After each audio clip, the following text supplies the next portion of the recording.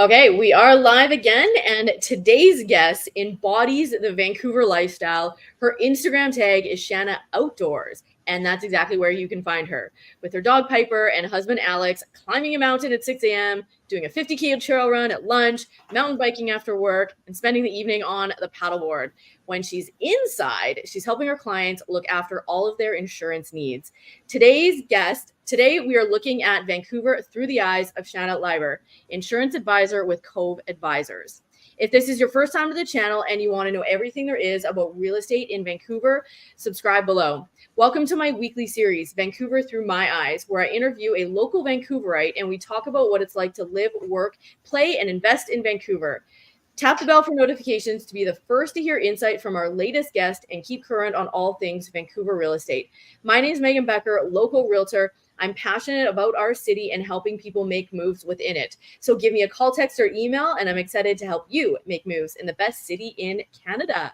Shanna, welcome to the show. Thank you so much for being here.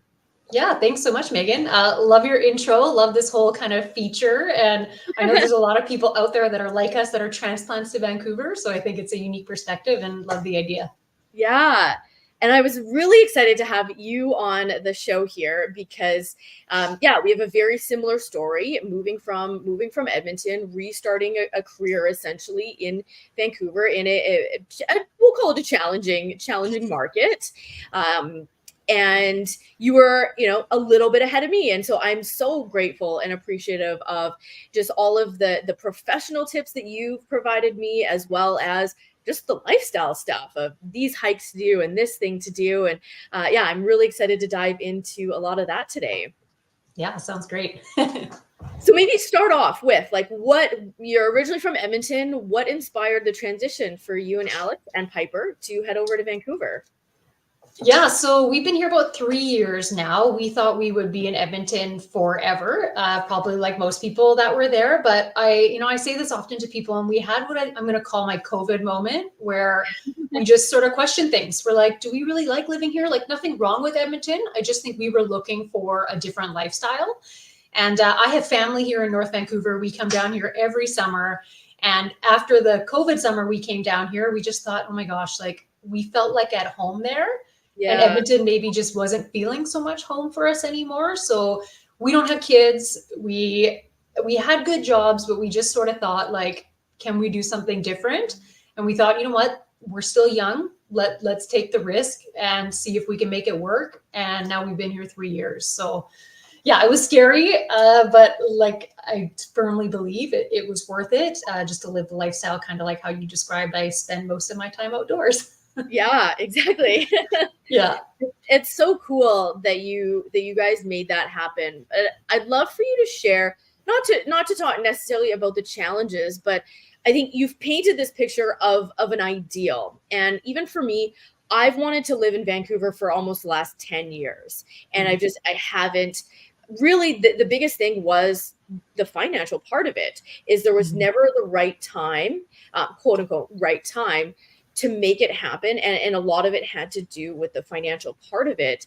And so I would love for you just to dive into a little bit about that, of like, why was it worth it for you guys? And how did you kind of navigate that? Because, I think, most people know it's significantly cheaper to live, buy housing, just everything. It's cheaper in Edmonton than it is here. Oh, for sure. Not going to sugarcoat that. I think they call it BC, meaning bring cash. And that's what I was told when I came here. So we knew that if we were going to make this work, we had to have a savings padded up to make it work, because we weren't totally sure how much different the expenses were going to be here. I mean, we sold our house in Edmonton, so that your listeners might find this kind of laughable. And we thought, oh, well, we'll have enough for a down payment in Vancouver. We didn't. It wasn't quite enough because the market was a lot more than we thought it was going to be, but that's a goal for us long-term. So we really just made sure we had the savings up just to know that we could make it when we got here. We also knew that cost of living, yes, it's going to be more, but the life that we live here is almost like being on vacation, like half of the year, because of all of the things we get to do. So we've accepted that, yes, we pay more to live here, but we're happier in the things that we get to do every day versus the 2 weeks of the year that we take vacation. So Yeah, it's definitely not something that I think everybody can do, just kind of so willy-nilly, because you need to have Yeah. that saving saved up, and it's something to be aware of. But so far, it's worked for us. We haven't purchased a place yet, but hoping that's in the future for us. We just have to really be a little more conscious of our spending here. Yeah. I think that's a really interesting and great point that you make about, the vacation, because, it's summer right now, and lots of people are asking, like, oh, where are you gonna, do you have any trips planned for the summer? Or maybe this was more of a conversation in the spring. Do you have any trips planned in the summer? And I've just said, like, honestly, I'm still relatively new here, but I was like, if I had, a weekend off or 2 or 3 days off, I would love just to continue to explore Vancouver. And that's the thing, you can have a couple hours in the evening of downtime and jump on the paddleboard, or, I know you love just doing all of those things that I mentioned, having a few hours in the evening instead of meeting friends for drinks. It's like, let's grab a bunch of people and go on a hike or go mountain biking or something like that. And you're doing these kind of somewhat vacation activities, but it's just built into your lifestyle. Yeah, exactly. And my husband and I talk about that all the time. Like, although we don't go on a vacation because one, we don't have the extra income as much as we did before, but I Yeah, don't feel the need that I have to. Like how you just went and did Panorama Ridge. Like that is an epic day that you yeah, did in the middle of the week. Like yeah, that's a exactly. person's vacation, right? So yeah, it's just a different life. It's a different way you spend your money. It's a different way you budget your time and your money to make it work here for you if that's what you want to do. And then yeah, it's just different. Absolutely. Well, maybe speaking of all of these things, tell me a few of your favorite kind of Vancouver lifestyle thing. Like, what are some of the favorite things that you like to do, or maybe more specifically, favorite hikes, paddleboard areas, mountain bike trails, or things like that? Yeah, so I live in North Vancouver. We specifically chose to live here because of the access to the mountains and the ocean. So I live at the base of Mount Seymour. So I'm often on Mount Seymour. I think it's one of the more like underrated places to hang out because there's just so much to do there. I recently gone to mountain biking, and it like we live on like the North Shore mountain biking mecca of BC. We're so lucky to live here. And so I definitely take advantage of all of those things. So I'd love to stand up paddleboard in Deep Cove because it's so close. Just go down there and do that before work, like you and I like to do sometimes. Mm, I've joined a women's mountain biking group to get me out and meeting new people and out on the mountains to learn the skills. I love doing that. And yeah, all the hikes up on Mount Seymour, they're just epic views. Like we're yeah. just so lucky that that's literally our backyard. And some days, when around this time of year, after a work day, I love to just rip up for a sunset hike because I can be up there in an hour, watch the sun go down, pull out the bear spray, and then run back down. Yeah. And that's what I have the conversation with people when they're contemplating different areas in Vancouver, especially if they're not familiar with this, is I love the North Shore, and I always say if you want to be in the mountains, and I use you and Alex's lifestyle as an example. Like you work up there, and you play up there, and so Yeah. it makes a lot of sense there. You don't have to necessarily deal with the traffic on the bridge. And so, did you? Your family was here before Mhm. you moved here, but did you have your heart set on North Vancouver when you initially were planning to move here? So we had hoped so. When we started looking at where we wanted to rent, it was a little more expensive in North Vancouver than it was at some surrounding areas. So we thought, why don't we go to Port Coquitlam? Why don't we look at Coquitlam? Also great options. But our office where we work is located on the North Shore on Dollarton Right. Highway. And so my uncle, who's lived here the majority of his life, said, I don't think that's going to be worth it for you. Yes, you might pay a few $100s less in rent. However, if you're looking for the lifestyle change without sitting in traffic, like I used to commute from Edmonton to Leduc every day, Edmonton to Stony Plain. I didn't want to do that. He said, honestly, take the more expensive rent and you'll thank me for it later. And I can honestly say now, 3 years later, thank you. Because there's been a couple of times I've been stuck in that traffic and I know people do it. It just wasn't the move we were exactly looking to make. So we ended up paying a bit more, landing on the North Shore here, but we can bike to work, we can walk to work. That's the lifestyle that we were looking for here. Yeah. And I have that conversation with clients and really figure out what is most important. And some people, it might be saving the money, whether that's renting or purchasing, because you can get more the further out that you go, but you're sacrificing something somewhere. And so it's just a matter of understanding what is most important to you and what you save in rent, you lose in another area. Yeah, And I think everyone's different there. That's just what our decision was based on that for sure. yeah, absolutely. So kind of switching gears a little bit, Alberta, BC, different provinces from a lot of standpoints. So what were some of maybe the challenges moving province to province that you, if anyone else is making that transition, that you would advise them on, or just kind of a heads up? Yeah, just the price difference of things. Gas is more expensive. They're very particular on your windshields on your car here. If you want to get your car insured, that's kind of a fun one. Coming from Alberta, we had little cracks in our windshield. Nope, you can't get an insured car here. So Yeah, if I had one tip with that, which I wish I would have done, I wish I would have gotten a brand new windshield in Edmonton because it's way cheaper there. yeah, And then moved here with my car. Otherwise, I had to do it the other way around, and it was more expensive here. So that was kind of a random one. yeah, Yeah, I think that's kind of was the only real thing I can think of. Was just it was more expensive, and the car thing was really the only kind of bump that we had. I guess one other thing I could think of is downsizing is kind of hard because most people coming here are probably like us and are downsizing. So it was deciding what are the things that I'm going to use here or that I don't want to get rid of and then repurchase again. So it yeah, said you have to think if you're moving to a condo from a house, your storage unit is quite small. yeah. And my husband is very organized and has everything laid out perfectly, but still some stuff didn't fit. So really just like being honest with yourself on what can we get rid of, what's going to fit in our small space now, and just being ready to downsize was our situation. Yeah.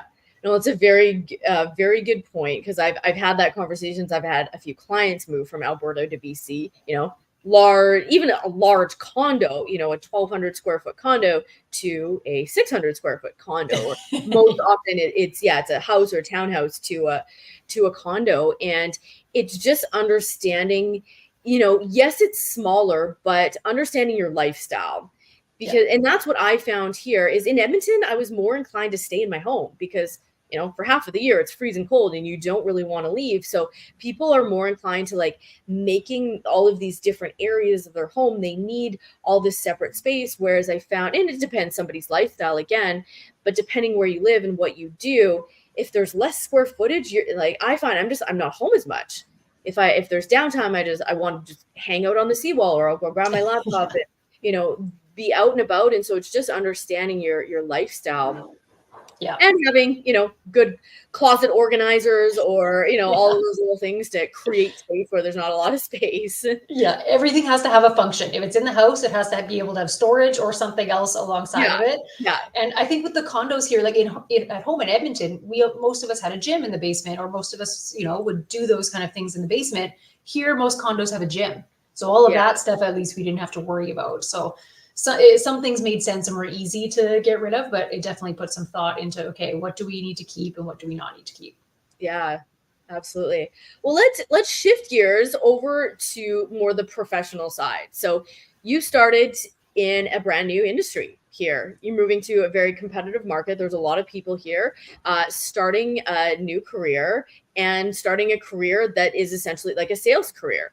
And so, all of those things are challenging in and of themselves, but you've done a really great job at just networking and building up your sphere here. And I'd love for you to chat about that, because I think a lot of other people could potentially be in that same position. Sure. Yeah. Thanks. So I did do a complete 180 with my career path. I was actually a probation officer for 11 years in Alberta. That's how most of my Alberta friends know me. Complete literal opposite of sales. But my aunt and uncle and one other co-owner owned the company that I'm working for now, which is Cove Advisors, which is an insurance brokerage firm.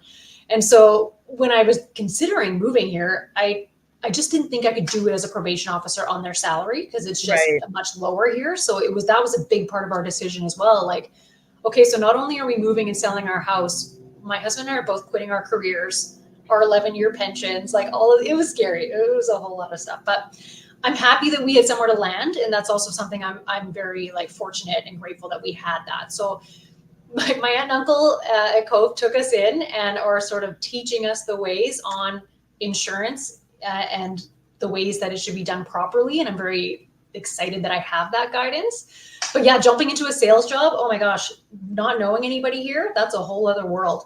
Like just getting out and letting people know that you exist and finding the people that have shared values with you has been kind of the most exciting part for me, because there's a lot of people that work out in business in various spaces that just do things that I maybe don't agree with. Not that it's right or wrong, different opinions on things. So yeah, absolutely. I'd love for you to dive in a little bit more about that, because one of the things I hear often is it's challenging to meet people here, and whether that's professionally or personally, relationally, whatever that is.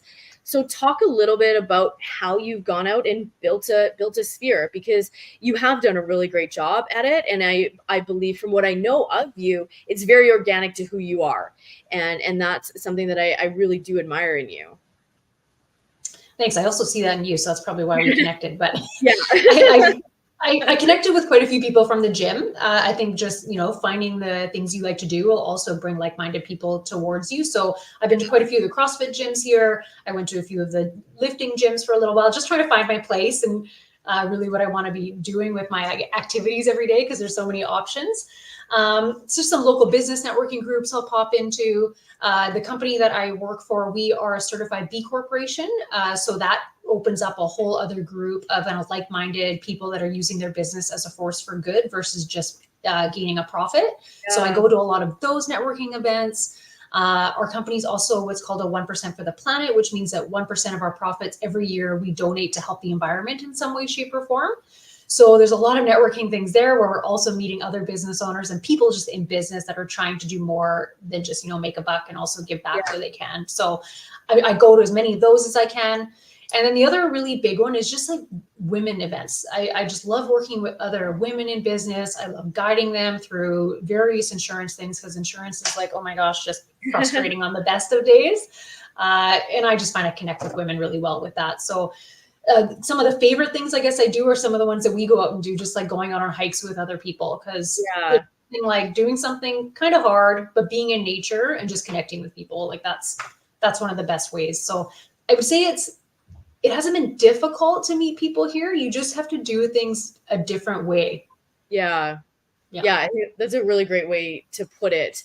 And just being intentional and just putting yourself out there. But that's one of the things that I loved. Instead of sitting at a BNI where you're at Denny's at 7 a.m. and you're like, here's my business card and my 30-second pitch. It's like, hey, let's go out on an early morning hike and just, you meet, whether it's 5 people or 20 people or however. And exactly like you said, just connecting with people with similar values. And there's so many outdoor active people doing different things than the traditional dinner, drinks, networking type thing, that you can find anyone or any group that really fit your interest level. Yeah, which I love. There was last year, I don't think it happened again this year, but there was like a bikes and beers event where it's a networking event for business owners that go out mountain biking and then go out for like a non-alcoholic or alcoholic beer, whichever you like afterwards. But like it's surrounded around mountain biking. Like that's amazing. Yeah. Like I know we take a lot of our clients out on mountain biking events with us just to get to know them. Like, I don't know, that's a really great place to live and work if we get to do those kind of things. Yeah. So any advice for people moving here that are, starting a new career or trying to get their foot in the door of, building up a professional or personal network? What would you say? I think say yes to everything that comes your way, even if it makes you a little bit uncomfortable, like hiking up the BCMC to network with people when you're huffing and puffing, knowing how difficult that is. Yeah. And just being open to maybe things that take you out of your comfort zone. Because I think where I came from before, which was not sales at all, networking meant something so different than now. And I don't consider myself an extrovert. I don't get energy from going out and being in a big group. However, going to those places, I always have a great time. I always find people to connect with. And I know that it helps both my business, and in my business, I get to help other people. So I think just going through CrossFit for so many years, you get so used to being uncomfortable that it feels more comfortable. And I found that that's just sort of helped me with that mindset going into business here. Yeah. Yeah. That's such a great point. Because even for me, I I'm kind of like on the borderline. Like I'm a little bit more extroverted than introvert, but I'm somewhat in the middle. And even the traditional networking events, I don't love those because it's everyone's goal there is to like get business for, for sake of a better way of putting it.